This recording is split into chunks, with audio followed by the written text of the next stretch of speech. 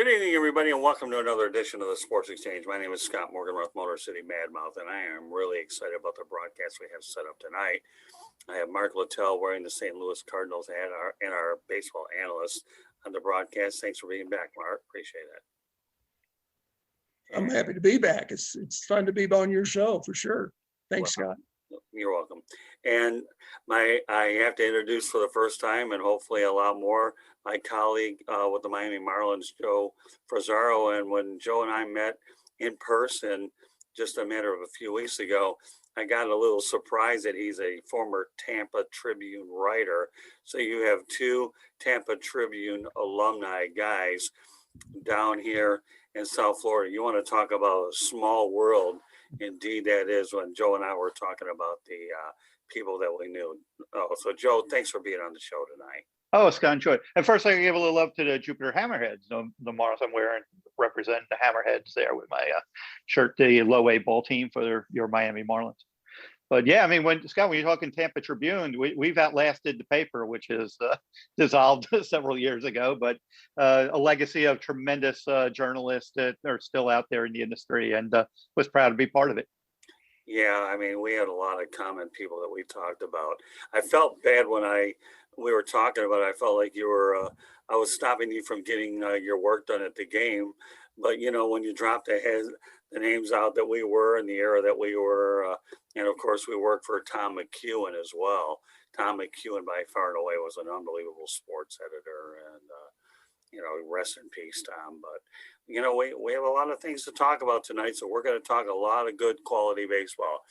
And we're going to lead off, since the word lead off is the appropriate word for the sport, with Derek Jeter being in the Hall of Fame. Now, I know he was inducted, Joe, in 2020. I believe they'll have the ceremony in 2021 at Cooperstown. So, well, we know, but the big question pertaining to the Hall of Fame is Don Mattingly. Okay. I want each of you to provide me with an opinion on that. Joe, do you feel that Don Mattingly belongs in the Hall of Fame? Oh, Scott, you put me on the spot because I've known Don for several years and covered him.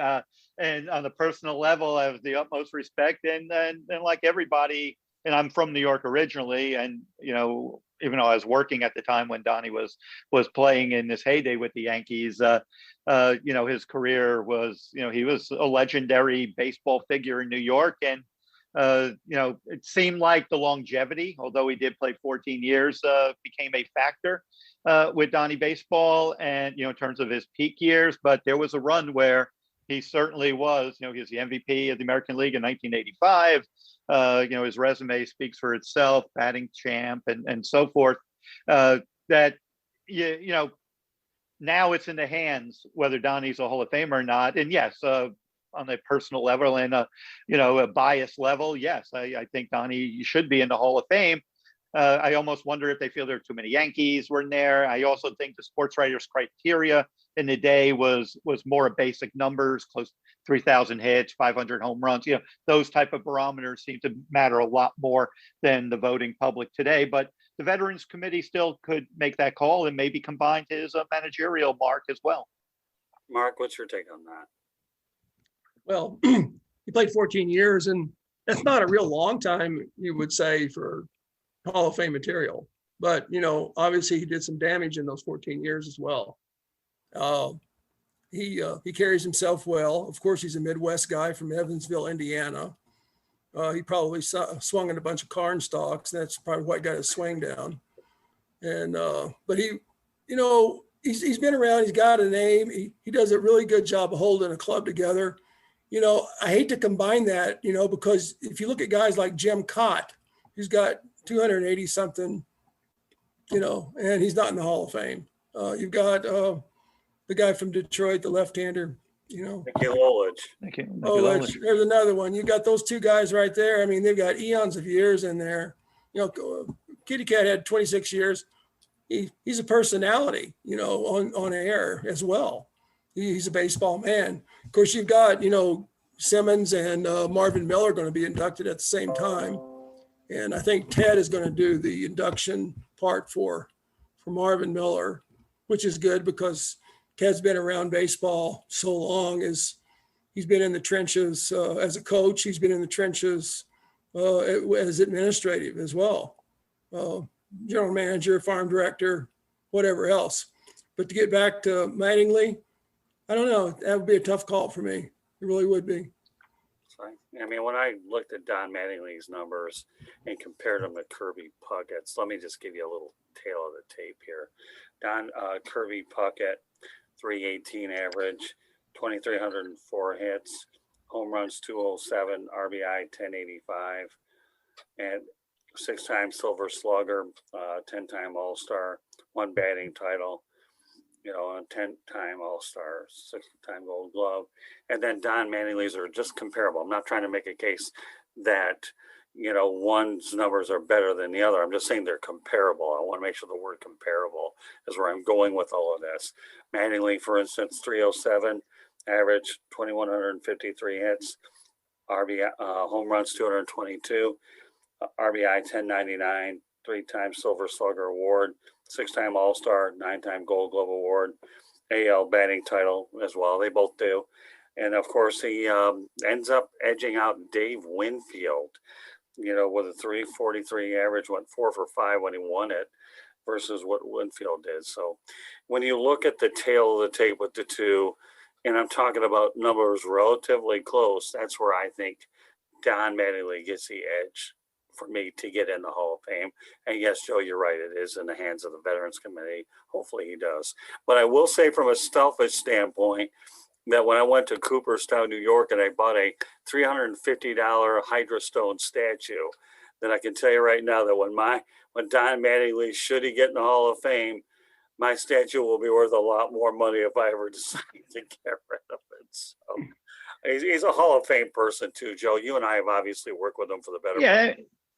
So I mean, Donnie is so, for a superstar player that he was, whether Hall of Fame, we could debate that, but he certainly was a star, and he was he had a persona, he had a swag about him back in the 80s, the mustache, the whole, you know, the way he carried himself. And he's the most unassuming former star. One of the few, and I've covered in 38 years as being a professional journalist, among the most humble, that, you know, most unassuming, you know, superstar guy. Like, I don't think players that play for him, some of them, are really aware of just how good he was, you know, as a player. And Mark, I'm going to bring this up to you because I'm looking at Donnie's stats right now. But the one, especially in the era we're playing right now, and you being a, you know, former pitcher and all, 444 career strikeouts in 77 22 plate appearances. He never in a season struck out more than, I'm looking, like 43 times. That's, you know, that's a month for some of these guys right now. Yep. With the, you know, and it's like, it just shows. And as you know, as a pitcher who knows how hard it is to strike guys out, or was, speak to that, you know, just the strikeouts of the era you pitched in from a pitcher standpoint to now, where guys are just, you know, bringing 100 and Joe, it's a different swing. You know, they've got the uppercut a little bit. They want the home run. They want the power. You're going to get more strikeouts, less walks. Mattingly was a pure hitter. He worked at it. He studied it. He took advantage of the whole field. You know, that says a little bit about the 220 something home runs, where it wasn't the 300. He took advantage of the whole field. You know, and he had some pop, but and he made use of it, I'm sure, when he needed to, when he thought he could, you know, do a little damage. But he was a pure hitter. He put the ball in play. He was like a Carew. He was like a Brett. He was that type of a guy. You know, because when you say those numbers, you know, that says he does put the bat on the ball. You don't want to come up there and have him, you know, with you know, go ahead tying run on second. You just don't want him up, you know. And how would you pitch him? Would you go in? Would you go away? Would you go soft? You know, hard in, soft away. What would be a way? Would you attack him? You just try to get ahead first, and then, you know, I always like personally guys to swing, because you like to read their swing, and you know, once you read their swing, it helps. I said helps. Yeah.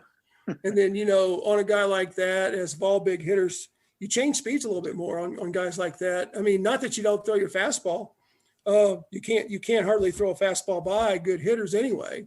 But if you have them set to a point and you're right on the plate, maybe the umpire will give you the corner and you'll get the out. But, those guys are students of the game. It's like Tony Gwynn, who was an exceptional student of the game. He studied tapes, he studied films. Mattingly was the same way.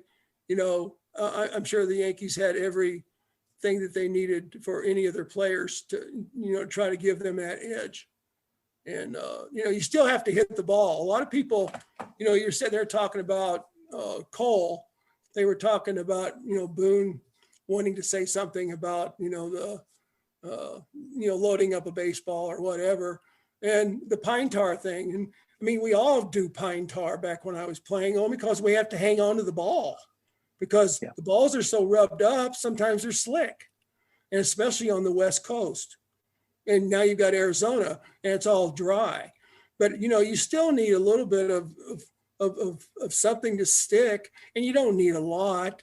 And, it doesn't make the ball move or anything. And, these guys nowadays aren't smart enough to figure it out to make it move because one, they throw too hard and the ball doesn't move as much. That's another reason, because I have a lot of friends that are pitching coaches. Myself, I was a pitching coach and a pitcher, obviously. But, the harder you throw like that, that ball's going to come in straight and it's going to exit out just about the same speed. Yeah. Joe, you bring up an interesting point that a lot of players don't even know the history of the game. I think a very interesting example, when you mentioned a lot of his players don't know what Don did, but it's one thing that really stands out to me is I'm covering Detroit Tigers, Tampa Bay Rays game, and I go up to Mike Maroth at the time, and he didn't know who Mickey Lolich was. And then I went up to Troy Percival, and then he said, really? He doesn't know? Let me tell you, Troy Percival went ahead and really kind of stuck it to him a little. Said, Troy, this is Mickey Lolich. Get with it, kid. It just that really boggles me when you really understand how much today's players don't know about the history of the game that they're playing at. Yeah, and I'll go back a few years because I was on the Marlins for a number of years, and Tony Perez and Andre Dawson were special advisors for a number of years. When Derek Jeter came on, they moved in another direction, but you would have in spring training and in batting practice regularly, you'd have two Hall of Famers just in the dugout or around the cage to talk to a young Giancarlo Stanton, a young Christian Yelich, even before that, a young Hanley Ramirez, some of the hitters, a young Mike Lowell, they were around them, and to have, that what do they call it? The institutional knowledge around there, whether it's just pointing something out is very subtle. Whether it's in their swing, but they obviously didn't want to step on a hitting coach or his program, but they could be a sounding board and they could be a reminder. And I do the Marlins are obviously Mark's wearing a Cardinal hat and the history the Cardinals have, the Marlins need to do a little better of bringing their former players and getting them around the program, around the players, just as sounding boards to let them be there and say, hey, this guy in 03 helped win a World Series, or this guy in 97 helped win a World Series, or this guy threw a no-hitter at one point, or this guy had a 3 home run game at one point, something that reminds these players that, the sport, has been around and has been an amazing sport for over 100 years because of passing down the institutional knowledge. And, I saw someone tweeted this out, and I think Mark will appreciate this. Somebody tweeted out the other day, I wish I could remember, it might have been Buster Only. And it was a minor league team, I think, and they were playing Pepper. And they said, that's how players used to play Pepper to warm up or when they're, just to get those hand-eye, and that just helped them. And I don't even know how many players even know what Pepper is right now. Right. Yeah. Mm-hmm. That's true. All right. So, Joe, I have a question directly for you. Okay. And then I'm sure Mark can chime in. What are your thoughts about the job that Don Mattingly has done as a manager in Miami? Oh, boy. I mean, when he got hired in 2016, he got hired with a young team that was expected to win.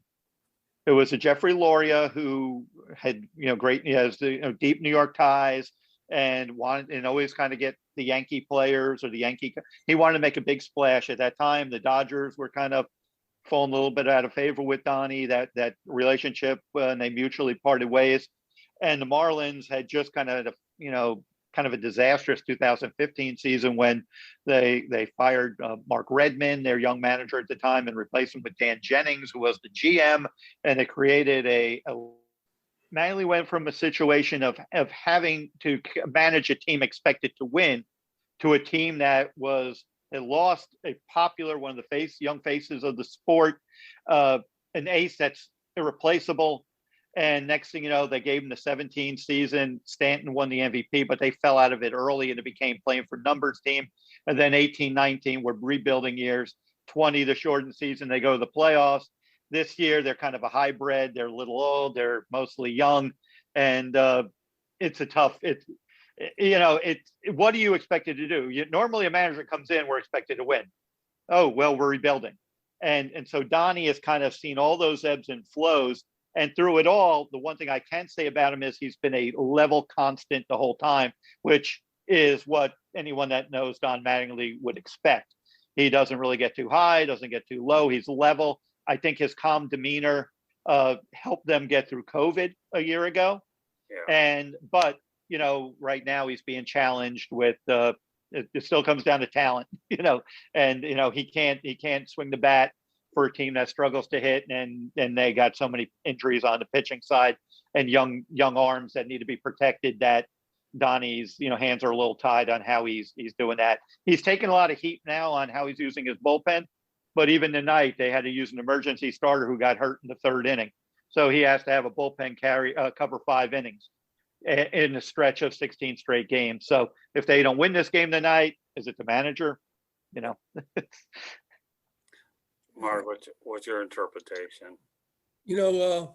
I'm sure Mattingly does the best he can with what he has. And you're not always blessed with the best talent. Of course, if you do have the best talent, sometimes like the Yankees say, they don't always win. They think they have it, and that's not true. And I saw that when I was playing. But the one thing too about Mattingly is that you have to look at your coaching staff a little bit. It's your players, but your coaching staff helps you quite a bit. I'll bet you, and I don't know who the bench coach is, but you have to have a really good bench coach. You really have to have a good bench coach. And your pitching coach has to be able to relay that back in to the manager of what's going on. And I know they map that out well before the game, many times over, the different scenarios, this inning, that inning, this situation, that situation. Do we have to go to this guy? You're short now because you had to bring in another pitcher in the third inning. So and they're thinking about tomorrow's game in the 8th inning, trying to win this one because they're short, pitching. And that's like everybody else. They're short of pitching. You look at St. Louis right now, they had Flaherty go down, for instance. And then you had the Latino pitcher. He didn't live up, and they scored 10 runs off of him in first inning the other night over in Los Angeles. And that's the most runs ever given up in I don't know how many years since a Cardinal. But, everybody, nothing is safe. And, at the very, very end, it all comes down to pitching. And I've always said this, the Dodgers have always said this. I worked for the Dodgers for 1 year, but I knew this before I went there. They always had good pitching. They'd win 2-1, 3-2, 4-1, whatever. But they kept those runs down. They kept them from coming across the plate in their heyday. But they've always built their teams around the pitching. And that's what's going to end up at the end of the year. And it's like Joe was saying, I didn't know that, they had to bring that guy in the third inning. Well, that's going to throw something right in there in the mix. It's going to be an extra beer in the clubhouse, whatever. Yeah, and like you say, Mark, and their roster move post game because the kid who was emergency starter, he's hurt now, so there's a roster move coming, whether it's IL or send him back, and then now you got to bring in more length because you're going tomorrow with a starter. Even though it's Pablo Lopez, who's been dependable, but They have Pablo on an innings limit. This year was going to always be very dicey for pitching coaches and pitching depth, because we didn't have 162 a year ago. Minor league ball wasn't played. So you where are the guys going to throw? They're going to throw them in the big leagues.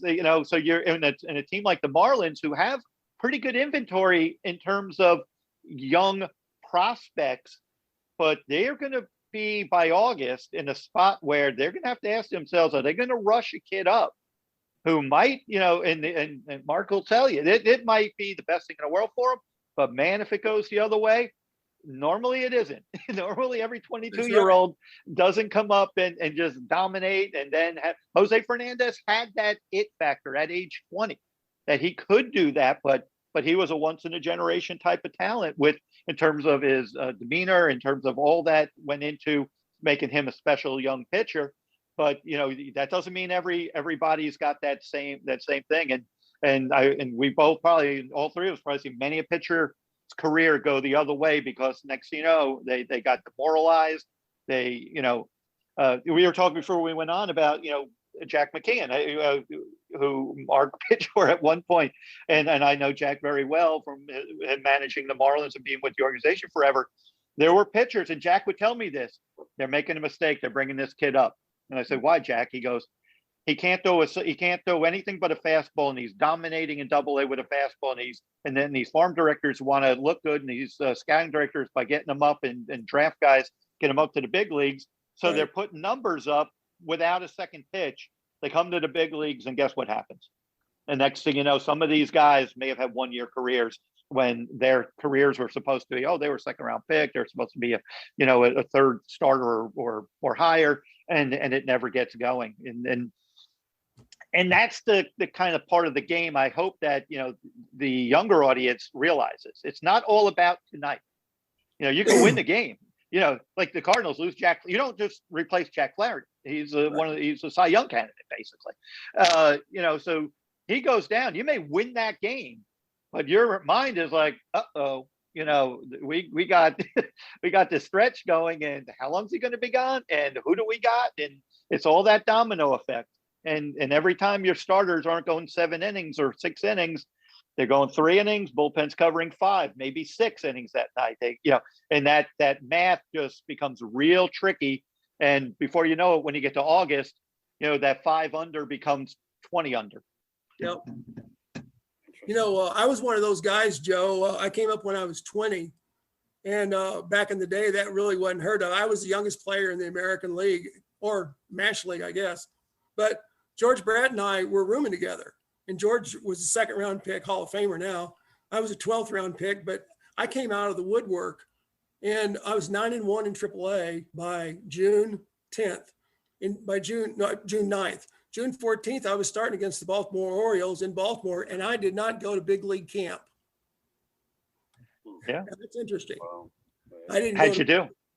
I did well in that game, but we played Oakland next at home. Yeah. So yeah.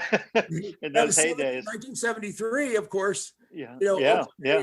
They're the team. They were the team. Sure And again, it doesn't, and as you know, if you're a one-trick pony, and all you have is a fastball, and you don't have a second pitch, and you better have a third pitch and maybe a fourth pitch, the way it's set up now. And I think that's where, the living for the day, sometimes you might lose a game and that's why they always talk about the value of an ace.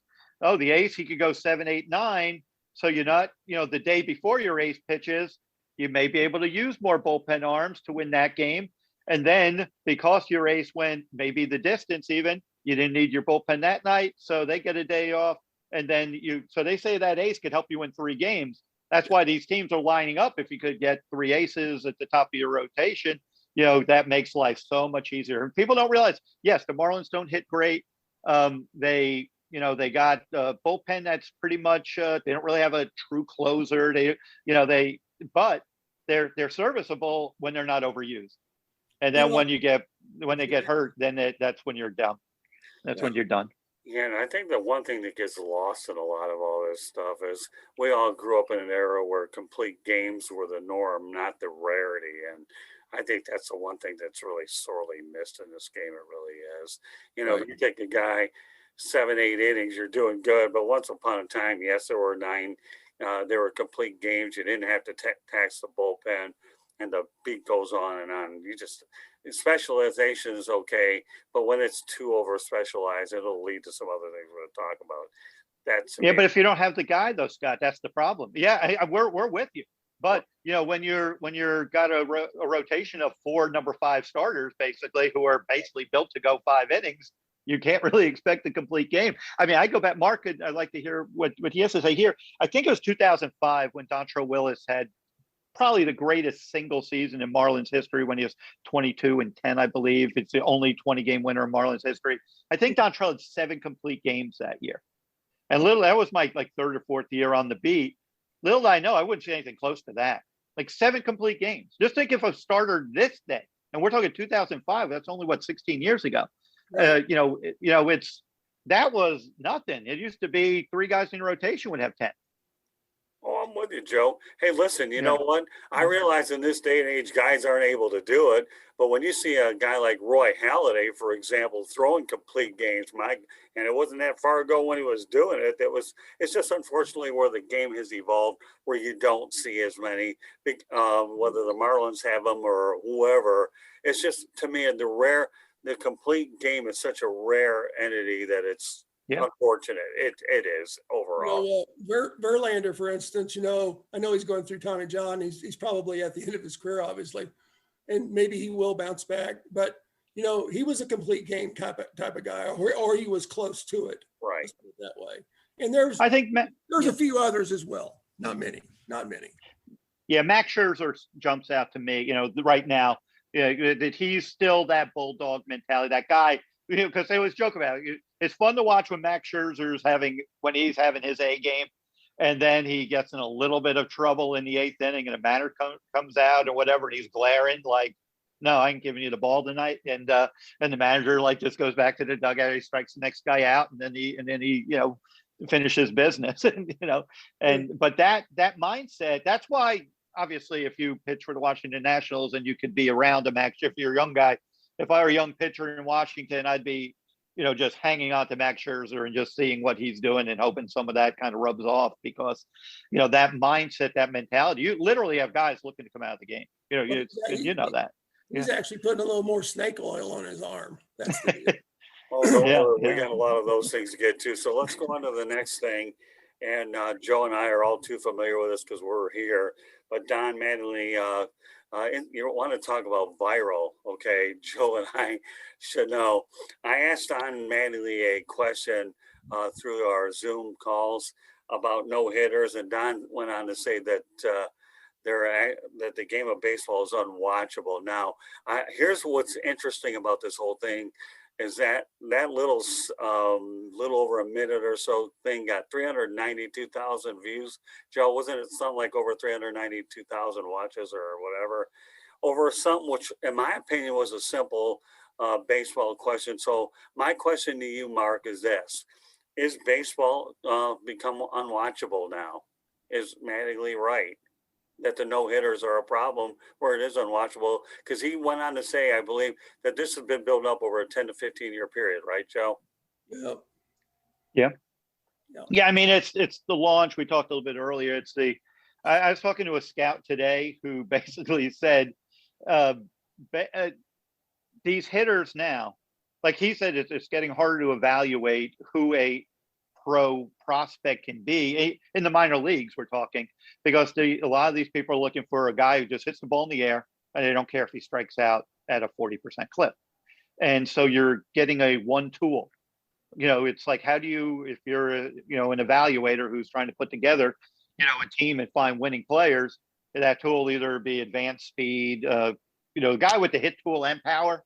Those are your $300 million players right now. Yeah, you're not having the 5-tool player anymore. You're having the power, and the average is gone. Hitting for an average is gone. So, they had that slight uppercut, but some of them make it just to the warning track just as well on that. Yeah. That's the big deal. and you've got little guys doing the same thing.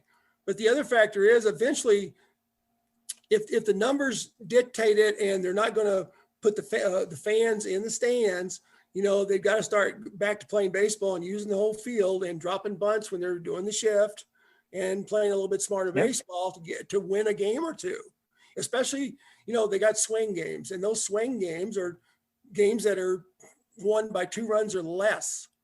And, if you win 40 swing, if you have the better of 40 swing games in a season, you're going to be in a playoff generally. So you've got 60 you're going to win, 60 you're going to lose, and you got 40 swing games. And then you got 2 rains. So anyway. That's kind of been the mindset. Yes, Scott, what Mark said is exactly right. I've heard that, for 15 years, I feel like all the time. But you hear that you're for the most part, you're not going to lose 100. You're not going to win 100. A few teams might go in that direction, but how are you going to dictate those winnable games? That's why the blown save becomes so crushing, and that's why you usually see that lead to losing streaks, especially if it's a really bad blown save. But and I'm watching a ton of these games, and I'm watching West Coast games, and you see a guy on, and then and it's fine. Maybe you take the first pitch, you want to be aggressive, and the first pitch of your bat, the guy on second, you may want to go for the fences or try to hit the ball in the gap. But literally 3 straight pull swing, no adjustment, really no plan, and there's no adjustment by the hitter in the at bat. You just look and it's like, what an easy out. I mean, and then some of these teams, you don't have to know even remotely a strike, because they're gonna, mostly young players will do that. They always think they're gonna get a fastball with a guy on third, less than 2 outs, and they'll swing at a breaking ball in the dirt. They won't even consider taking the first pitch, and next thing you know, they're an 0-1 hole, they strike out. But it's the adjustments in the at bats and just the lack thereof. And I've seen some minor league ball already, especially the lower levels. It's there too, Mark. That's the disturbing thing. Where you think that somebody would say, look, you're like $150, your weight, and you think you're gonna hit the ball in a big league type park when you have no power. You're like 20 years old and you're 150 pounds, and your swing is like, it's so it becomes hard to evaluate that player. If that player shows no hitting aptitude, then what do? You just kind of hope that they watch a George Brett or a Tony Gwynn video every now and then, or Don Mattingly highlight reel every now and then. You were talking earlier about the 3 stud pitchers as the starters. So in other words, and I know Waddy would say the same thing. I've always said this: if you got 3 pitchers, studs, and then you've got 2 decent guys out of the bullpen, and then you have the closer. Now, to hear Waddy Herzog say this, he builds his team more around his bullpen closer than he does his starter. Because if you have 2 starters, maybe a third will fall in if you've got everybody in gear. But, a lot of times if you have those 2, that third young guy might fall in and have that year that is all unexpected. But those guys, then they give them a chance to go to a playoff situation. If you got those numbers, that's 6 guys I'm talking about. That's not, 10 or 12, but I mean, that's going after games you got to win. And those 2 guys out in the bullpen, they'll give you those innings. That closer, that's going to stomp you in the ground immediately. And those 3 guys that are going to give you 5 to 7 now, I guess, 5 to 7. Yeah. So I guess a big thing that I'm kind of curious about, I think we kind of know that it is. So I guess I'll give you guys a yes or no question about this whole thing, because you guys have done an awesome job giving explanations. And I appreciate the thorough nature of how you responded to this question. But Joe, in your mind, yes or no, is a game of baseball unwatchable? No, because I'm a diehard baseball person. It's frustrating, and the game does evolve, and I get it, and I get the logic. You want a bunch of singles hitters. The slugging percentage means something. It means a lot. Where it's lost is just the only swing for a big number. Okay. Only swing. Sometimes that, and Mark could tell you, you get a starter out of the stretch. You get him into the stretch, that could change everything. You get that changes so much. So just get a guy on base could lead to just a gigantic inning. It doesn't need to be, you don't always have to, because you get the starter out of his windup into the stretch. He may have to throw as well, or just get his attention. And next thing you know, you're putting things in motion. And look, I'm not sitting around saying yes, you need to hit and run all day and whatnot, because we all like home runs, as much as we. But I think the bottom line is you want to see the game played smartly. And that is, when we talked about, and I brought up Pepper before, well, Pepper makes you kind of just react. I saw this one drill this player was doing, because now even how we're raising the baseball player, because I think the best way to create baseball players is to play baseball. Not, as kids, that's what I did. I grew up in New York, and we had one neighbor had a gigantic backyard, and you couldn't pull the ball, because if you did, you could hit a house. So you had to basically, if you were righty, you had to hit lefty, or even hit the ball the other way. But we improvised and we played and just kind of had fun with what we had. When you're doing Pepper, that. But this drill I saw on the internet was somebody at one of these, throw hard academies on their knees, just like shuffling and throwing as hard as they can on their knees, which is fine and dandy. But when you're just going to shuffle across a baseball field on your knees throwing a baseball, where's the practicality to that? I want to see, you're the Tampa Bay Rays, who they're probably as good and bad for the league in terms of they're highly analytical, they're highly disciplined. They'll take the bullets for taking out Blake Snell in the World Series, because he was at the pitch limit. He never goes 6 innings. They weren't going to, even if he had a perfect game going, they weren't going to let him go 6 innings. They're so disciplined to that. But if anyone watched the Tampa Bay Rays take batting practice, they don't just have a coach hitting a ground ball to third baseman second. They live do everything. They're pitching to the coach, who's hitting live grounders to the infielders, which is close as you could get to simulating the game, because not every ball is going to be hit easily to the third baseman and just nonchalantly picks it up and flips it across the diamond. You have to react, because you don't know the ball. It could be on your backhand side, it could be right there, you could be in your forehand and front hand stuff, all that type of stuff. And the more we get away from that is just kind of the fun of developing, your athleticism of playing the game. But the players today, the answer is long-winded, because to Donnie's, it's the game unwatchable. You have, I think Mark will attest, the athletes have never been better. They've never been stronger. They don't ever hit the ball as far, and they don't ever throw as hard as now. You look at some of these guys, the number of players that are just ridiculously talented athletic players that fans will easily drop a lot of money to watch and see is there. Question is, are we going to develop it, or are we going to just fall in love with swing up in the air, hit the ball in the air, and the 2 times a game you might hit one out? Whoop-de-doo, and the fans will enjoy that.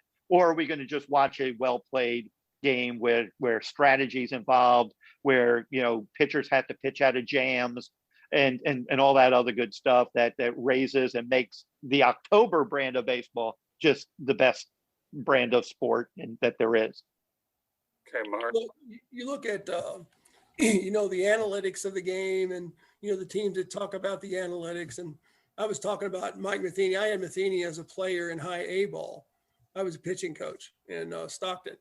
And Mike told me when he was where he was in St. Louis at the time, he said, "Hey, can you imagine?" He said, "They give me 3 lineups, 45 minutes before the game. I'm supposed to pick one." He says, "I can do that for $12 million. So, and so anyway, you go out there, but you talk about the strength of the athletes. The athletes are stronger today, but they also break down quicker too. Yeah, and why is that though? Well, that's part of the development. That's part of the development. Their tensile strength, we're wound tighter than they are actually. You don't believe that, but we used to hand grip Molons and stuff. They play with Xbox.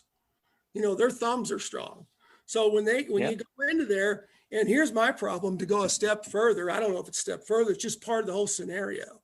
Is when these kids come in and watch a baseball game, how many have their Xboxes with him. So in the stands. And, so I went to a game with Dad, but I didn't see anything because he was on his Xbox the whole time. Or you look at, David Price, he had to have surgery because he was playing too much Xbox, because, his carpal tunnel hit him. Oh my God. Wouldn't you think? I'd be darned. Mark. Isn't that amazing? And you know what else? Social media. Players in the middle of the game are tweeting. Well, he shouldn't be. They're tweeting. Like a pitcher comes out of the game and he's tweeting. A hitter, gets a bad call by the umpire and he goes, looks at the film before he has to go on the field. He's tweeting. That was a ball. And they want to know what people are saying. It's like they can't even, the mind's not even in take care of business. Like the fact that I can't go that long without holding my phone. It's just I'm surprised they're not in the outfield with the phone in their back pocket. No, they probably are. Probably are. But I tell you what,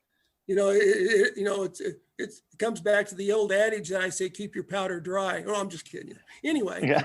but I remember Teddy, Teddy Simmons, and it was funny. He's pure baseball. And we're out there, shagging during BP, and Teddy's got a cigarette stuck in his doggone mitt. If you would go out there in the bullpen in April when it was cold, and you'd see all the guys running off the field, and everybody's wondering, man, look how fast they're running off the field. Yeah, they're wanting to get to their cigs. and so they go up the tunnel, light up, and you see smoke coming out from the bullpen. That's great. And then you see the other side, smoke coming out from the bullpen, from the tunnel. That's so great. So let me ask you guys 35-degree weather and smoke's flying all over the place. Where's that smoke coming from? From about 6 guys lighting up. That is. Mark, are they smoking more when they're losing or winning? Or does it matter? Does not matter. I thought Teddy was going to put a whole pack in his mouth one day. Light up with a torch. Ask the umpire for a light. Yeah, really. So let me ask you guys both this. What are your thoughts about 6 no-hitters in a short period of time? I mean, that to me, normally you're lucky to get 7 or on a high note, 7 or 8 in a year, but now 6 by the time we hit June. I mean, that just is too surreal. Yeah. Yeah. I kind of put it more fluky, just if you could go 6 years without another one. But, it's all I know is with no hitters is when you get the alert, someone's throwing a no hitter, I'm watching it. It's like, if you want to see if they're going to do it, and also, the John Means with all that he's gone through, you got to feel a great baseball story for him to throw a no hitter. The sad thing is now he's hurt. Spencer Turnbull, now he's hurt, which is interesting. The guys who do, at least 2 of the guys who do no hitters, were we going back to the complete game theory?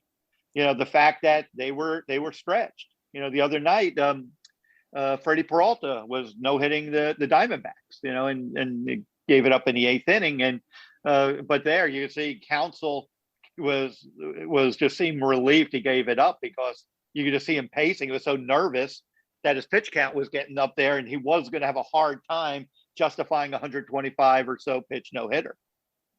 Well, you got the 7th inning one too. Don't discount the mad bump. Yeah. Right. The bad thing is they didn't even make a rule before they should have said no 7th inning no hitters, or yeah, there will be 7. But so it's still up for grabs.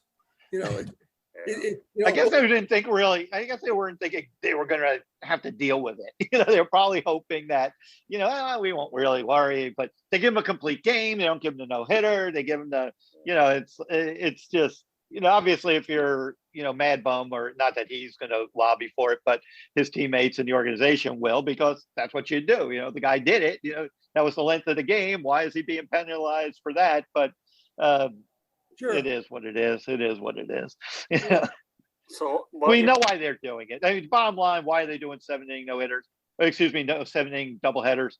they're frantically wanting in an age of a pandemic to play as many games as possible. That's, when I look at it, and that's how I looked last year, was my last full year at MLB.com. And that's how I looked at it, 60 games and whatever rules they're going to do, Zoom calls. It was about saving the season and saving the sport and whatever it took, obviously. And so it creates these little weird scenarios. But I think as we get hopefully past this pandemic, we won't even have these conversations. They'll just be footnotes in the next Bill James baseball abstract from 50 years from now. Well, Mark, your interpretation of so many no-hitters in a short period of time, do you agree with Joe that it is a fluke, or because I know we can't take away and demean the accomplishment, even though it's been a little bit more frequent this year than it has in past years? I've always felt that no-hitters were going to be thrown more in the early part of the season. Did you? Because the hitters weren't totally in tune. Okay. They are, don't get me wrong, but that's just a little point. The other factor is, Joe made a point. The Marlins are playing the Diamondbacks. Does that count? Yeah. Okay. So, but anyway, I'm just saying, there's variables. Yeah, those guys are throwing well, and if they're in the mood that night, and the time is right, and the other hitters, they don't want to swing for some reason. They took some bad Gatorade or something. I don't know. They walk up to the plate kind of squirmy, and I think I can get this guy out. I think I can get all 27 out. I'll be darned. That's just surreal. All right, well, it's a fluke. It's hard to guesstimate about a no hitter, or a guy was throwing a one hitter the other night. Somebody, he gave up the one hit in the 8th, and okay, he was headed for it. Should he get a no hitter in the 7th though? So, I guess you have an addendum. If Jacob deGrom doesn't throw one, then how easy was it to throw a no-hitter? Really? Because every night he goes out there, he's the guy that has the best chance in terms of stuff. I think he threw 7 innings the other day, and I think his slowest fastball was 99. Oh. It's like he is just in a ridiculously, run that he's on right now. Right. He's a dandy. He really is. Yeah. So on a recent Marlins Zoom call, Adam Duvall says that hitters are not on an even playing field. He says this year's balls are spinning differently, breaking balls, fastball. So is more offense good for baseball? Well, I think offensively, they've always wanted the offense because of the DH. They started that, and that was the main reason. But, you have pitchers that are breaking down, and now you have to carry a 15-man staff via a 40-man, the other team, they call it, or whatever, or the IT team. I don't even know what they call it anymore. Right. But they can go down there and they can grab these pitchers. And so the Cardinals had 2 guys or 3 guys that go down. So they're getting them up. And like you said, Joe, Scott, you don't know if they're ready yet. And all of a sudden they get shoved between the lines. They may have a really good outing, but the next 2, they get hammered. Right. Then the fans go, get him out of here. And whether they can handle all those insecurities or not, because it's a mental game. It really is. I mean, it's physical, but it's also more mental than it is anything. So that plays with anybody's head as far as pitcher, hitter, fielder, whatever. Scott, is offense good for the game? Of course. I mean, we love the great pitching matchup, and then whoever can break through, those speak for themselves. And that's usually what playoff baseball becomes, when 2 really phenomenal starters go against each other and who's going to kind of strike first. I think it's like what I was saying earlier, the lack of quality approach, that mentality is, where these are hittable pitches, yet it's the approach is just so stupid that it's not even, it's like, just why don't you just try to hit the ball? What is this? Who do you think you are? You're not a power hitter. Like Mark was saying, the best you're going to do is hit the warning track anyway. Yet you're trying to launch the ball instead of doing something strategic to help your team win a game. And so what Adam's saying is, and I'll get Mark's opinion on this especially, I see more guys doing this than I've ever seen. Like they do this like 73 times, and next thing you know, the ball is the wiffle ball, going to the plate. And like some of the stories you're reading is it's in plain sight. It's like no one's even hiding it. And so how much more than just a hat full of rosin or pine tar are we seeing, and are you seeing that, because it's pretty clear that every time you're going to your hat all the time, and then you got the ball, and then you throw a breaking ball. So what's going on? And that's what I think Adam Duvall's talking about. Why is the ball all of a sudden being a wiffle ball after you're doing whatever it is you're doing? I don't know that it is a wiffle ball, because to make a ball move, all you want to do is have 3 or 4 inches. That's the same with Gaylord Perry. You can't make a ball move a lot. I mean, it doesn't sail in there like a wiffle ball. I mean, you can't see it. It's an aspirin.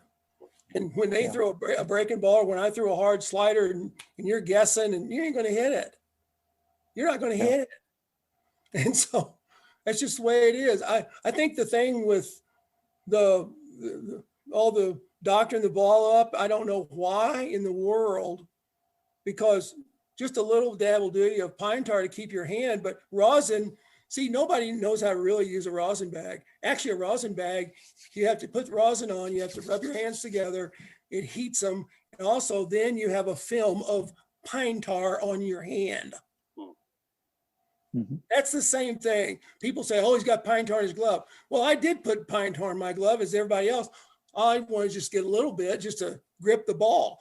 It's not going to make the ball run and sail and do everything. That's a different song and dance. When you throw a spitter, you throw it on the dry seams, and it slips out of your fingers, and then it dives. That's also very hard on your arm. Yeah. These kids can't handle hard on your arm. I mean, shit, they got a cut nail, they're out. Damn. Yeah. But I'm just saying, don't tell me that this ball is moving all over God creation place. It ain't. You know what? I don't know why the commissioner said that, or whoever else jumped on the bandwagon. Maybe they had to write something for some reason, but that's a bunch of crap. I mean, because I've tried to make a ball move, and I've tried to throw spitters, and I've tried to do all this other stuff, but you have to know what that thing is going to do. If you don't know between the lines what it's going to do, you're taking it's going to be launched. It's going to be hard because it didn't move. You can say, well, I held it like a spinner, and it's going to just drop and fall off the bottom right here. It doesn't. And then you better cover up, because you have to have an asbestos suit on as a pitcher, because it's going to get so damn hot out there on you from that ball flying by you. And you hope it does not hit you and put a hole through you. I'm telling you, people don't understand. They say that ball's moving like a wiffle ball. They're full of shit. They are. They're full of it. Okay. All you take. So it might just be. So Mark, it might just be the hitter better do a better job. If you're a hitter with a 40% K rate anyway, the hitter better better learn how to hit and have a level swing rather than an upper swing. Good grief. Well, come on. It's simple. You guys have a great segue. That's what I love about you too. Leading me to my next point. Thank you very much for the nice segues and transitions, because now that leads me to my next point. That MLB is going to check pitchers for foreign substances for 8 to 10 times per game. Oh, that's stupid. They want to speed the game up? Sure, baby. Well, Joe? I mean, it's hard to even, Mark nailed it. But yeah, I don't know what they think they're going to get. Yeah. What are you going to get? And I'm going to just use the name as I'll use Garrett Cole. You already brought Jacob deGrom.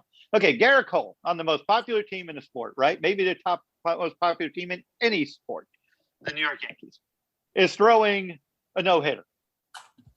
Yet the umpires in the 8th inning detect that what's Garrett Cole doing? And next thing you know, what are you going to eject Garrett Cole in the middle? And I'm using him as an example. Right. Are they going to note one of the most popular pitchers in the game on the most popular team in the middle of a potential historic game was doctoring the baseball. Yeah. And they're gonna, I mean, what's that going to do? What are the headlines going to be? The sports whole, what's it going to be? I mean, it's like, I find that interesting. Like, what are you going to do? Issue a warning? I don't know. I'm at a loss. And again, it's just an example. If it gets out there, why is he saying Garrett Cole? Talk about speeding up the game. And then you talk about, you have they stop the game, to see if the guy's safe or out. So that takes up 3 minutes, about 8 times. So that's 24 minutes right there, of a game. And it adds on to more commercials for, Budweiser and everybody else. That's cool, but there's so many variables, they've got the thing out at the California rule. That's called the California rule as far as I'm concerned, because I saw that rule happen 12 years ago, 13 years ago in Arizona when I was coaching amateur ball, actually. And I said, what in the hell is this? So they put the runner on second, the whole thing like that. And that was to speed the thing up because they had teams waiting to play on that field. That was why they did it. This one, I guess they want it over with. But you know what? Makes more sense. If you haven't got any pitching, I mean, they'd have to have 20 pitchers on a list if they played a real baseball game nowadays. So, I mean, good grief. Broken left and right. I used to be, because I'm more of an NL guy at heart, and I used to be anti-DH, for National League, due to, whatever. And then it just, to the point of, especially covering baseball and seeing games that won't end sometimes, especially I've covered like 2 or 3 100-loss seasons, and you're watching a team that doesn't have any pitching, and you're in July, and that the end of the year is going to be just 5-hour games every night. And I'm like, and my pitcher that's halfway decent gets hurt because I got hit by a pitch bunting or hurt his hammy running to first. I'm like, just to save pitching, and especially the price of pitching, and it's like I became a fan of the DH for that reason alone. And to your point of the extra inning rule, it's the same thing. I covered at least 2 or 3 20-inning games, 18-inning games. And they're not fun from a standpoint there. And I'm sure as a player, I saw Kevin Slowey throw 8 innings of relief and get a win at Citi Field against the Mets in a 20-inning game on Sunday getaway day. And it's like, the man on second rule makes some sense in those regards, because when you think of that, because the next night might also go 20 innings. There's no guarantee that we got our 1 20-inning game of the year or 1 15-inning game of the year, and the pitching is already coming out of the game in the 4th inning anyway. And so, do you want to have these people that are crying for that? Be prepared for more wear and tear on pitching, which is the commodity people have the fewest of. So, yeah, ideally, would I rather see the game settled like a traditional game? Yes. Practically, and if I'm an owner or if I'm a fan of a team, do I want to lose my best reliever or whatever because of this? Because what happens every extra inning game? If it goes past 11, what happens? 4 roster removes. Because somebody got extended, somebody got hurt in the 14th, because by then it's probably raining, and your guys are getting hurt in a muddy field, and so you're depleting you just go there, you see a demoralized team even after a win, because the manager's freaking out, the GM's going nuts, the farm director, you got everyone scrambling, the traveling secretary's got 14 planes reservations going, getting people in from God knows where. And for the game and for fans, it's not fun. And I don't think that the young fan with a shorter attention span wants to really sit around for 16, 17 inning games. All right. So when you look at the cumulative effect that we're talking about initially with the pitchers being checked 8 to 10 times, adding to the length of the game, right? And then, of course, we talk about, Joe, that you mentioned the extra inning rule, right? So, Mark, I was just going over, Joe, the cumulative effect of the 8 to 10 times, which I think we both could say is a laugher. I'm getting that from you guys, right? And now the the extra inning rule, that to me doesn't feel really right about the nature of the game anyways, isn't it? When you look at both of those two? Mark, you want to take it? I had a little call right there, but you're talking about the nature of the game as far as with the man on second, how that's going to pan out in the long run. Yeah. Well, here. Yeah, to me, I know that they brought it back for this year, I believe, Joe, because of the pandemic, but I was wondering whether that'll be a permanent change. Here you got playoffs and World Series too, so the same thing's going to apply, I guess, right? No, they waive it for that. I think they waive it for that. Yeah, Right. I think they waive it for that. Yeah. That's Yeah. fair. Yeah. So, Yeah. well, I can see a little bit of this with the runner on second because I was experienced with it.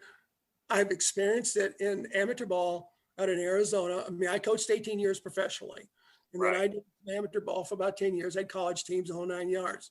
We didn't do that in college at the time, but we did do it in the lower, the 18U and under for the runners on second. Yes, it does save arms, obviously. Yes, it speeds the game up. It's, it gives everybody a directive that this ball game is not going to go over 4 hours, I mean, it's not going to go 6 and 8, or the next day or whatever, and things of that nature. I can see that. I have to give in a little bit myself. The only reason I give in is because if you look at the pitchers, though, because you haven't got the pitchers that go the distance. You really don't. And so you hurt a lot of kids out there. You hurt a lot of arms. And a lot of these, I say kids, these veterans know how, hey, had enough, and, they know when enough is enough and they can protect themselves. These kids can't protect themselves. They're not really prepared to protect themselves. So they're trying to impress. You're 100% right.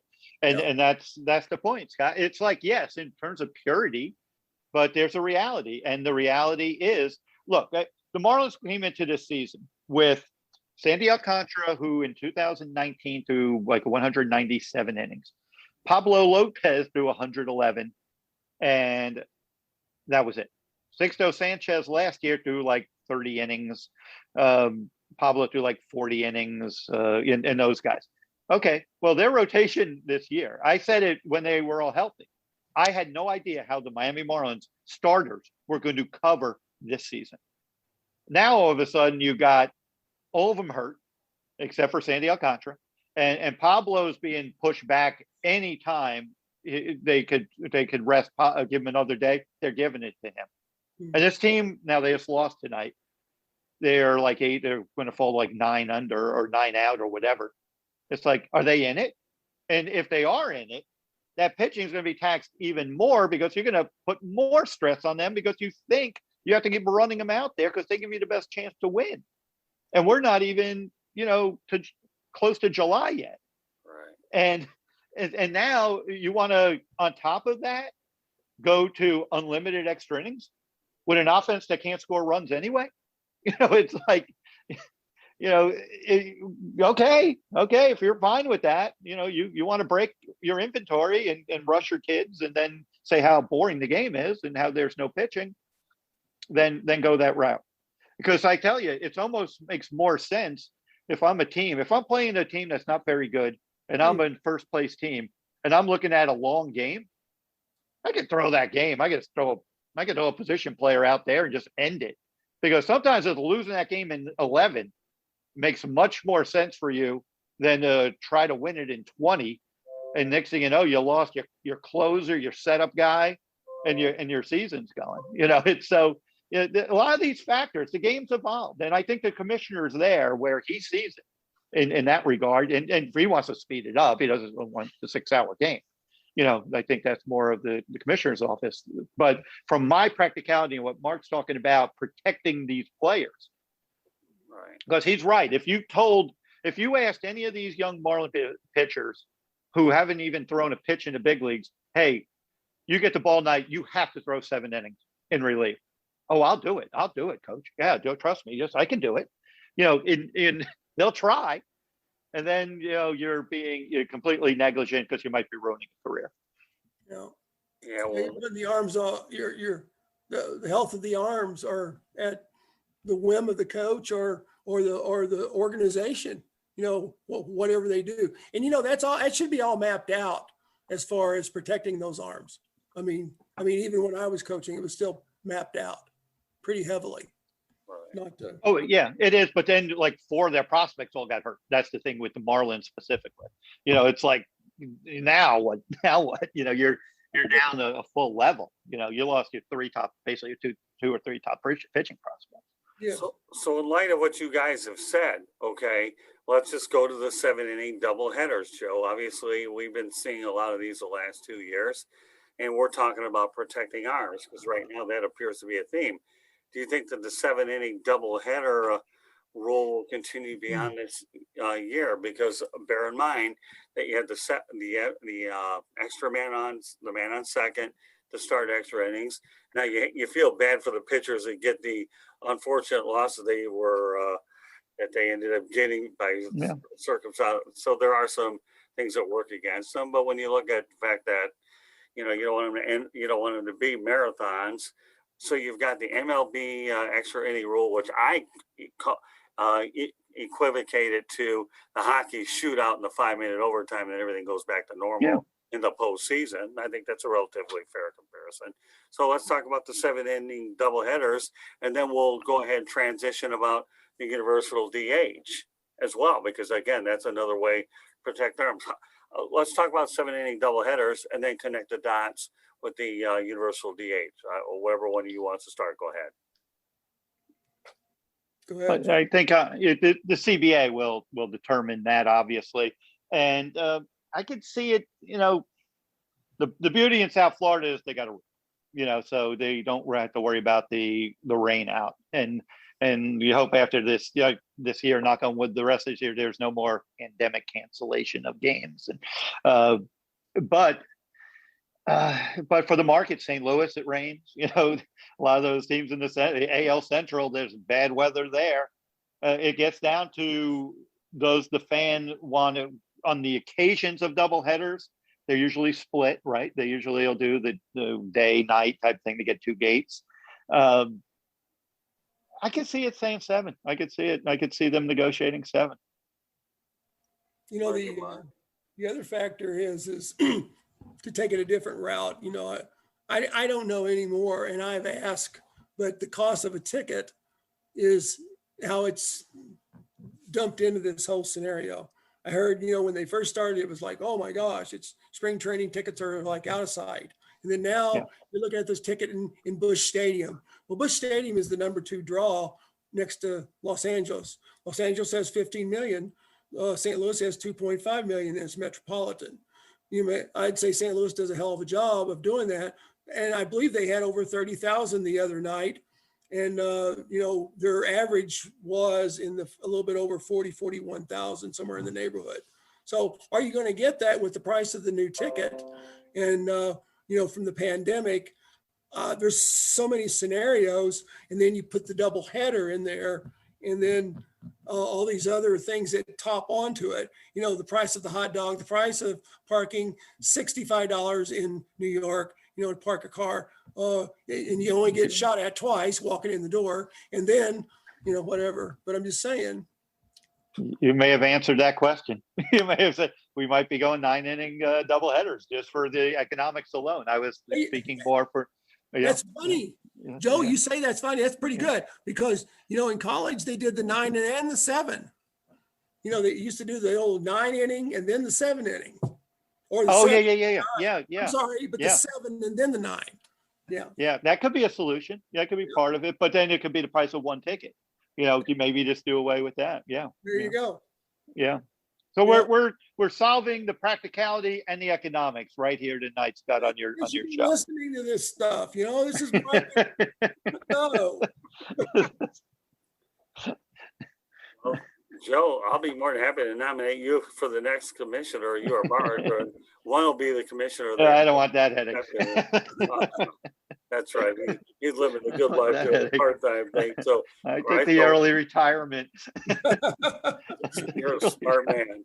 So with that said, let's connect the dots with the universal DH. Don Mattingly and everybody said that's inevitable because before it comes. It should be here now. The fact that despite of both sides to not negotiate it in because it's going to be part of the CBA, it's ridiculous that it's not. And the thing about it is, I was told all the way up almost to opening day, it still could happen.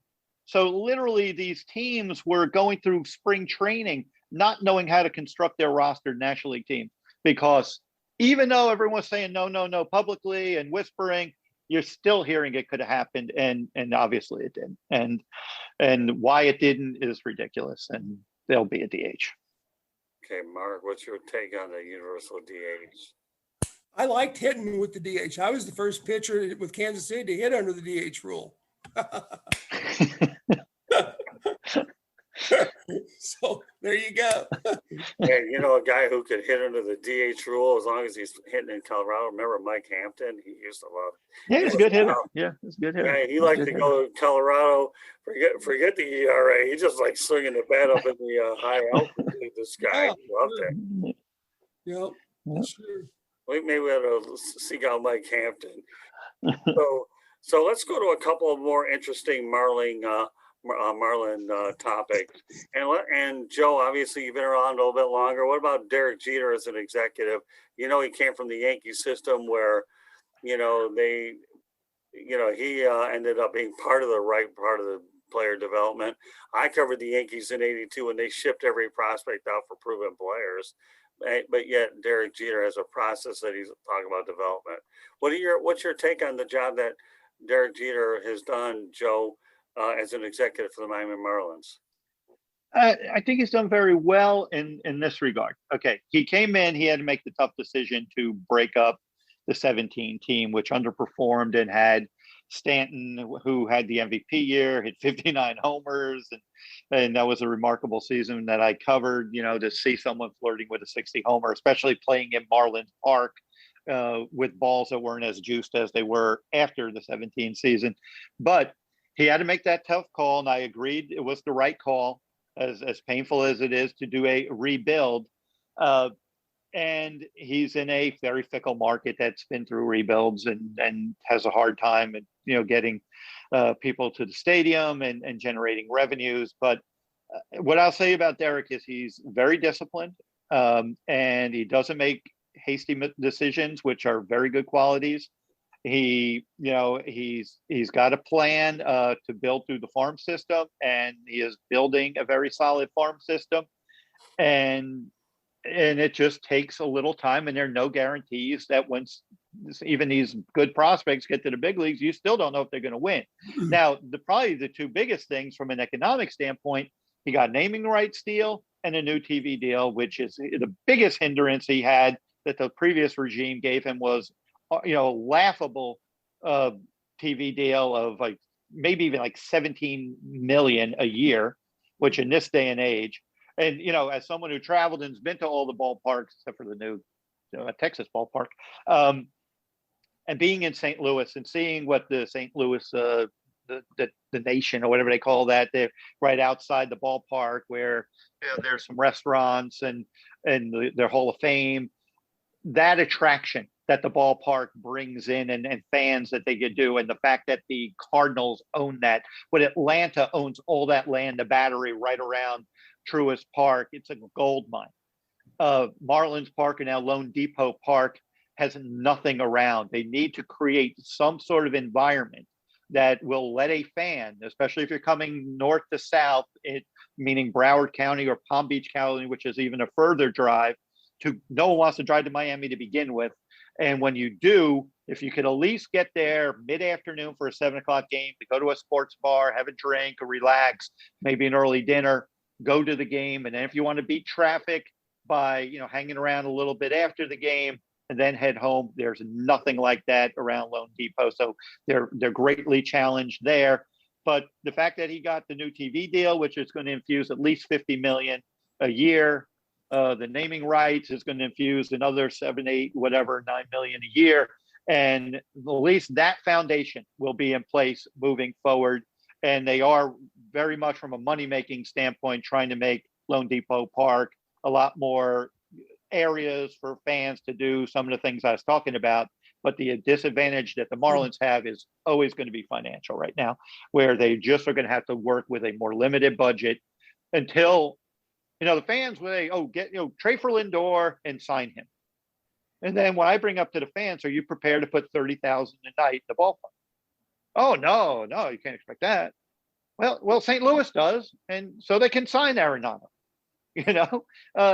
that matters. It matters. It's a give and take. These markets that can sign these players, Milwaukee could sign Yelich to that big extension because they will put 40,000 in the stands. And is Miami willing to do that? And obviously you got to build that trust, and it takes time. But it's a real challenge for him in that regard to generate a lot of money. And I'm someone who would have had opportunities to cover other markets and such. Yeah, could I have been a Yankee writer and been the millionth, young writer or whatever to cover the Yankees? Or did I want to try to build something here in South Florida? And that's one reason, a big reason I wanted to stay here was to build something and be part of seeing something grow here. And I want that day to come where people talk about Miami like they do about St. Louis, because they share a spring training site. Yet when the Cardinals play in a typical year, they'd have 4,000 at Roger Dean Stadium. And when the Marlins play, they'd have 1,000. Why isn't those numbers flipped in spring training? So Jeter is dealing with these challenges of how to attract fans, along with how do you build a competitive team. And I like the fact that they're using their farm system in their pitching. Hitting can be traded for or signed, accordingly. You nailed it. It's hard to, but the minor league system and the farm system is everything the great teams build around, and they really do. And you can go right down the list with them. And as long as you have that goal and that plan, like Jeter does, and he's a baseball man, and he has to have other people surrounded around him that know other things other than baseball. But as long as he sticks with that plan and he gets the quality that he needs, and the mega ballpark comes around, eventually, like St. Louis, that's a gorgeous stadium, with what they've got around it, and then, you've got, Milwaukee's got a beautiful stadium. I was there the second year that the new one was built, and it's magnificent. And all these new ballparks, just really fans are in awe, just to sit there and watch a game and watch how everything moves in major league play the right way. But it doesn't happen until you have a minor league system that is in place to develop. And that's like Kansas City when they first developed the academy. And then, we came on really fast to get in the playoffs in 76 and 77, if you think about it. And then, the Royals Academy, and then, everything, it graduated fast under Ewing Kauffman. So the ownership means a lot, the right ownership, and knowing where to find those bucks. So, yeah. Well, one of the good off-season hirings that I really liked with the Marlins, it was bringing in general manager Kim Ng. Kim is one of the more, you talk about an incredible background. Not only did she work with MLB, but with the Yankees and the Dodgers. So, Joe, what are your thoughts about the hiring of Kim Ng? Oh, yeah, highly deserved, long overdue. And, she's, mixed in. She replaced Michael Hill, who had the title of, president of baseball operations. I think that was the official title. It slipped my mind. And they gave her the GM title, not the fancier title, because Kim, being new in that role, it's good. It's a good role to have that without the responsibility of being over everything. And she's, she's a people person. She's a decision maker. She's a leader. She has an evaluation background, player development background, scouting background. She's been on all parts. She's worked for the league, so she is, she's learning on the fly. because she got literally hired, at the end of October, early November. I can't remember when. Normally, your GM knows by September, who probably is going to stay or go. She's kind of walking in. So this is her chance to get to learn it all. It's going to get more challenging for her because the job just never ends. Because I think what you'll find if you're an executive in baseball is you could map it out, you could write it out. You could say, I got this guy. Oh, we got so and so. But invariably, I always say this, like when you go into spring training or into a season, someone's going to overperform, or someone that you didn't expect to is going to overperform. Someone you were counting on is going to underperform. Someone will get hurt. There'll always be quirky stuff, and you're seeing that. Like the Sixto Sanchez is going to be the Marlins' big stud, young pitcher. He's been hurt. Trevor Rogers became the stud young pitcher. Kim's got to deal with all that. And then she has to be smart enough to know, am I going to give an extension to this player, to that player? Is this real? Is this a short sample size? That all is, it's all going to hit her really fast. And the challenges of a 162 game season after not having a 162 game season is something, the manager situation. Donnie's in the last year of his contract. These are all things of the direction that she's going to have to be, big part of in the next few months. Mm-hmm. Mark, what are your thoughts about Kim Ng? He pretty much nailed it. I know I never met her, but I've read enough about her that she can really do her thing. And there's a lot more women coming into the picture now. Matter of fact, I don't mean to get off the subject, but women baseball is actually becoming, it's trying to hit a chord right now. I was in Cuba about 2 years ago, and I watched the lady Donna Cohen give a talk on women's baseball. Matter of fact, she had some of the old women's uniforms from Cuba, where it actually originally had started, which I did not know. But women play a big part, and she's going to put her foot down and take care of her boys. She's going to be it's going to be Mama right there, Mama Bear, and she's going to come in and take care of her boys, and she's going to try to take care of the situation with Miami just as well. But she's fresh blood right there, and she wants to do well. I know she works her butt off probably. So. Oh yeah, and she has to carry the weight of. I mean, she's on the Today Show before the season. It's much bigger than being a GM of a baseball team. She is carrying the weight because in the perception, if she fails, what does that do to opportunity for other women? As they're making so.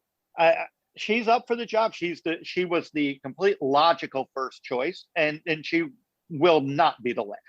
She will not be the last. And I think though the age of the GM or the president of baseball ops, I think you're seeing more and more tiered layer of how these organizations are going to start running themselves. It's not, it's yes, there's the Theo Epsteins and the Brian Cashmans and those Hall of Fame GMs that have done it a certain way with kind of a one voice. I think you're going to see more collaborative efforts where department heads, your smartest baseball person may not be the GM, might be the assistant GM, might be someone more uncomfortable, because the GM also has to be the one talking to the media. There's some of these other ones are much better behind the scenes. They might be brilliant evaluators. They might be brilliant developers. And so that the role of the GM isn't necessarily to be the eyes to say, yeah, that's the better player because I say it's the better player. That's the better player because I know who to go to get the information to tell me that's the better player. And I'll give you a quick example, Scott. When I was speaking about Jack McKeon, when Jack would talk about when he was the GM in San Diego, when Jack, who was a very good evaluator, he would sit there and he'd say if they were going to make a trade, he would send his top two lieutenants out to go look at the player, and then after he got back, he would go look at him individually. And let's say there'd be the argument, and this is way as only Jack could say, he goes, first guy comes back, love the guy. Okay, next guy, hate the guy. Then Jack goes and watches, and Jack's like, I'm breaking the tie. And I'm going to say who it's going to be. And the reason I'm going to say it's going to be because if that player don't work out, it's my butt that's on the line that's going to be responsible for it. So that is kind of the older way of where the GM had to probably be your best evaluator. These days, I think a lot of GMs are in those positions are more just delegators, not to diminish that it can't evaluate, but the ability to kind of run the room and know how to get the best information without necessarily having to also be the most, have to be the final. Because keep this in mind too, especially with the Miami Marlins, Derek Jeter was running the show. So we'll just kind of leave it at that. Well, with that said, Joe, and I know you've talked about, the fact that I believe that Miami can potentially support Major League Baseball. I'm sure that they got the best deal they ended up getting in Miami, but we all know full well if you're living north, Broward and Palm Beach County, if you could have made it centrally located, that would have been better. But Joe, when you look at things overall, can Miami support MLB baseball, knowing that there was baseball, that there was a football on the side of the Orange Bowl, for half as many fans? I will say this, Scott, and being down here, there's much more passion among young fans than I've ever seen in all the years I've been around the team. So that's very encouraging in that regard. Now, whether they're going to be ticket buyers, we're going to find out soon enough, because the Marlins are coming home now. They've been on the road a while. At some point, the attendance is going to, they get the green light to have more fans in the stands. And, we're in summer now, and do fans, or does the Miami public, which has been cooped up, like pretty much everywhere else, are they ready to put 15, 20,000 as a baby step and then take it to more than that? So yes, does it come down to winning? Ideally, yes, but I love that, Miami only supports a winner. Well, baseball is, I grew up, watching the Mets when they weren't winning much, but there was no bigger fan in baseball than me. I didn't need, I get it. But, you love the sport and you love your team. And if they win, that's a benefit. But, for what other sport gives you every night of the week for 6 months, a game? You lose a heartbreaker, well, you get them tomorrow, and you turn TV on and they're on again. And then you might see something you never saw. You might see a no-hitter, which you haven't seen in a week, right? Right, for sure. Well, we know that Montreal is not one of Mark Littell's favorite baseball cities. I love listening to your stories about Montreal, Mark.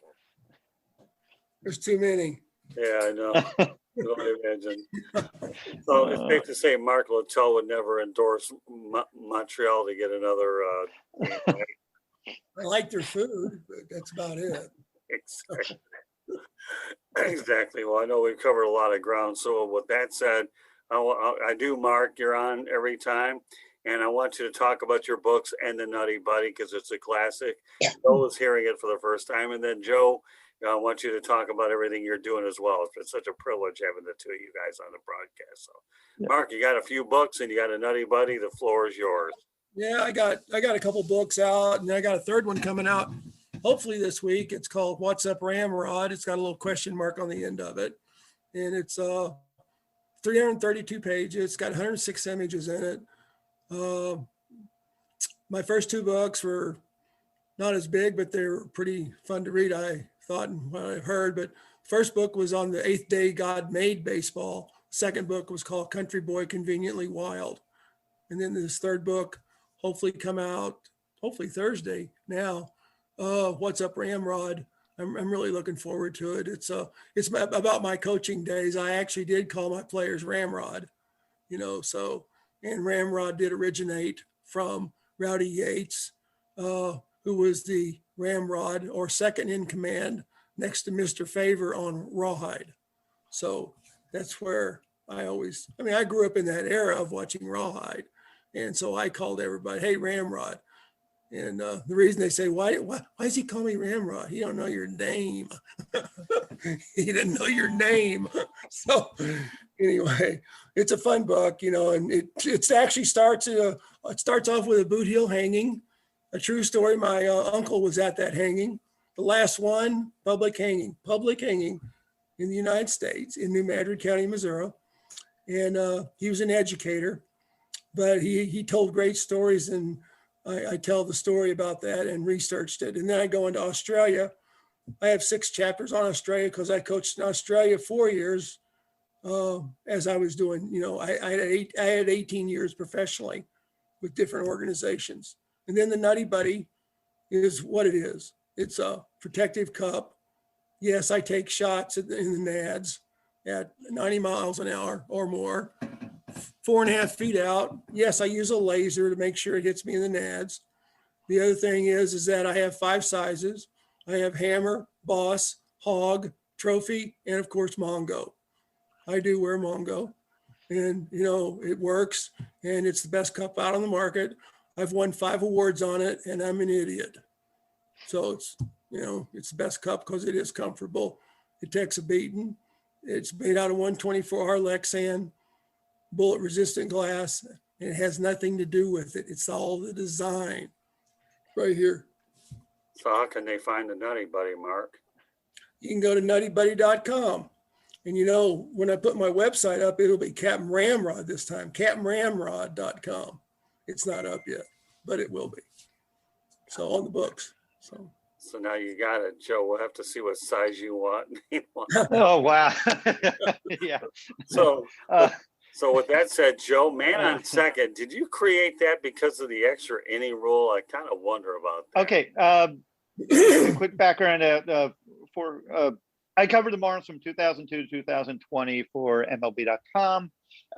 Took the early retirement, and then riding off into the sunset. But also, I was like, okay, I could do a little blog or whatever. But I was like, let me try to do something a little original and a little more ambitious. Because one of the things when I first hooked up with MLB.com, everyone said there's no way that it was going to survive. People said back in 2002, no one can make money on the internet.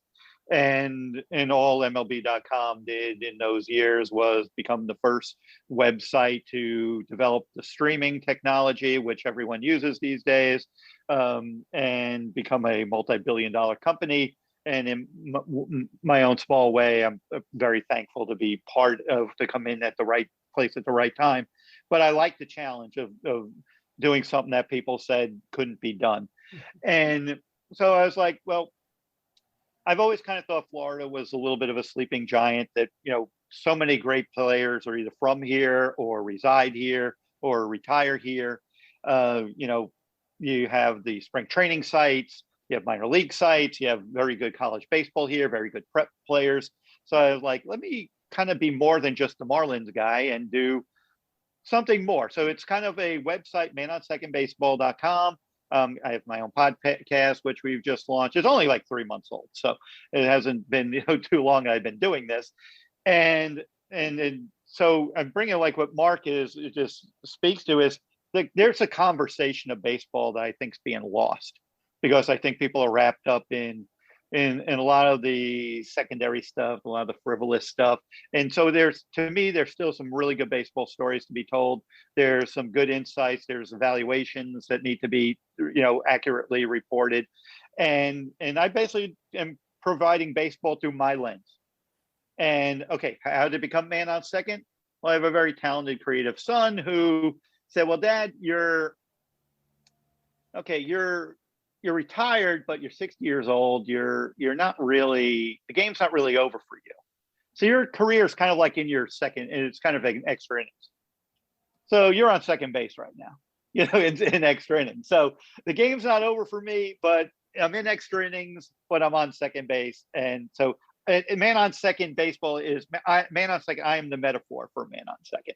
And I'm just hoping, and my vision would be to try to monetize it, but to have a Marlins writer, a Rays writer, a college writer, a draft writer. And, someone I'm about to do a story on is Logan Gilbert's father. Logan Gilbert's the prospect for the Seattle Mariners who won his first game yesterday. His father was there. I talked to him on the phone tonight. We're going to talk in the next couple of days, and I'm going to bring that perspective of a parent, that's got a kid who just broke into the big leagues, who's a top 100, top 50 or whatever prospect in this sport. And you're going to see more of that. If I break stories along the way, I'm not going to apologize for stepping on anyone's toes. I broke a bazillion stories in my career, and I'm still gonna, be aggressive and cover the Marlins and tell people what I think. And I think I have a voice to be heard. And Man on Second is kind of my platform. Beautiful. And you know what's so nice about your Man on Second platform, and I've been able to work with Mark, with Joe here, is at the South Florida Tribune. We have a lot of baseball that comes in, content from Florida Atlantic University, Nova University, University of Florida, as well as University of South Florida. So I'm able to somehow find a way to get Joe that material. I'll be doing some stuff with the Jacksonville Jumbo Shrimp. So it's nice that I could provide Joe with some of the material as well. So, like I said, I met Joe through a Zoom call, when we were doing this like last year, right, Joe? And then all of a sudden, what's so cool about it is when we finally get to the ballpark, we got to know Joe even better. And now here we are having a whale of a time doing this whole thing. So, and like I said, and little to find out what we were old Tampa Tribune guys as well. It comes into full circle. Just so you folks realize this is the Sports Exchange. My name is Scott Morganroth. Glad to be joined by Mark Littell, my baseball analyst and lifelong friend, and Joe Frisaro as well. And one thing I want you to get out of this broadcast is not only you're getting a steady dose of Miami Marlins coverage, but you're also getting great viewpoints about the way that baseball has evolved in this era, whether we've talked about the foreign substances and the 7-inning doubleheaders, the universal DH, and so forth. So we're trying to give you really what we call a complete picture of baseball, not only from a local standpoint, but a national standpoint. So there is a lot to be gained out of this. To access this broadcast, you can go to the South Florida Tribune YouTube channel. Please subscribe to the YouTube channel. You'll get all the broadcasts that we do have as well. Yeah, you can find me. Joe, let people know how they can find you on Twitter as well. Yeah, you can just go to the @ManOn2ND. That's my Twitter handle, and my traditional one that I've kind of more known from my MLB days, just at my name, Joe, Frisaro. So appreciate it, Scott. It's been great. It's been great talking to Mark and introduced to him. And thanks for all you did tonight. Yeah, let me just point out one other thing before we end the broadcast. You can find us on our Twitter at Tribune South. You can also find the broadcast at www.southfloridatribune.com. So there's lots of different ways to find it. So yeah, Joe, it's been a pleasure. Thank you so much for joining us. Mark, as always, what can I tell you? You're the best. I love it. Pleasure as well. I enjoyed the visit tonight with you, Joe, and getting to know you, and Scott, as always. So thank you. So I appreciate all those who've made this sport, and very much. Thank you. So, but meanwhile, on behalf of Joe Frisaro and Mark Littell, my name is Scott Morganroth, the Motor City Madmouth. Thank you for joining us on this edition of the Sports Exchange. And until the next time, be safe, everybody. Get vaccinated. God bless. Okay, take care. Thanks again, guys. Appreciate you so much. Good night. Sure. Thanks, Joe. Oh, Mark, appreciate it. Good luck with the books. I'm going to go order one.